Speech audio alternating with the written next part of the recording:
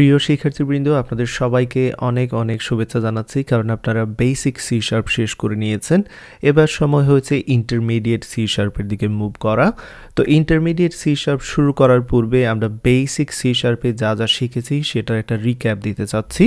তো এখানে দেখতে পাচ্ছেন যে টপিকগুলো আমি কভার দিয়েছি সেগুলো এখানে দেখা যাচ্ছে। প্রথমে আমি আপনাদের সি শার্পের বেসিক সম্পর্কে ধারণা দিয়েছি, কিভাবে এনভায়রনমেন্ট সেট আপ করতে হয় সে সম্পর্কে ধারণা দিয়েছি। একটি বেসিক সি শার্প প্রোগ্রামের বিভিন্ন স্ট্রাকচার নিয়ে আলোচনা করেছি। আমি আলোচনা করেছি কমেন্টসের প্রকারভেদ, ভেরিয়েবলস, ডেটা টাইপ, কীভাবে ভেরিয়েবলের নেমিং কনভেনশন ফলো করতে হয়, টাইপ কাস্টিং কীভাবে করতে হয় সেই প্রসঙ্গে ধারণা দিয়েছি।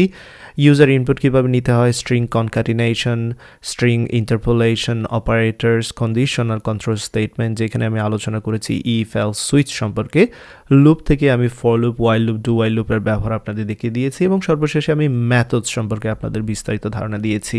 তো এই টপিকগুলো নিয়ে যখন আমি আলোচনা করেছি তখন অনেকগুলো অ্যাসাইনমেন্টের ব্যবস্থা করেছি। অলমোস্ট প্রায় 10টির মতো অ্যাসাইনমেন্ট আপনারা করেছেন, এবং বেশ কয়েকটি প্রোগ্রামস আমি করে দিয়েছি। এই বেসিক জিনিসগুলো কভার করার সময় দেখতে পাচ্ছেন প্রায় 15টির মতো প্রোগ্রাম এখানে আমি করেছি, এবং 3টি ছোট প্রজেক্ট আমরা করেছি। এবার আমাদের বেসিক সি শার্প ভালোভাবে সম্পন্ন হয়ে গেছে। আশা করি আপনারা আমার সাথে এই জিনিসগুলো করে নিয়েছেন। তো চলুন এবার আমরা ইন্টারমিডিয়েট সি শার্পে মুভ করি।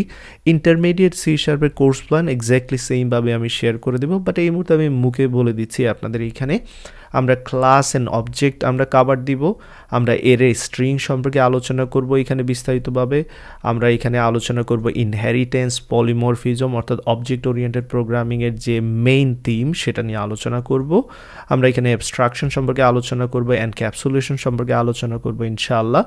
অ্যান্ড দেন আমরা এক্সেপশন হ্যান্ডেলিং কীভাবে করতে হয়, ফাইলস নিয়ে কীভাবে কাজ করতে হয়, জেনেরিক্স নিয়ে কীভাবে কাজ করতে হয়, সেই প্রসঙ্গগুলো সম্পর্কে আমি আপনাদের বিস্তারিত ধারণা দেব। তো চলুন শুরু করে দিই ইন্টারমিডিয়েট সি শার্প।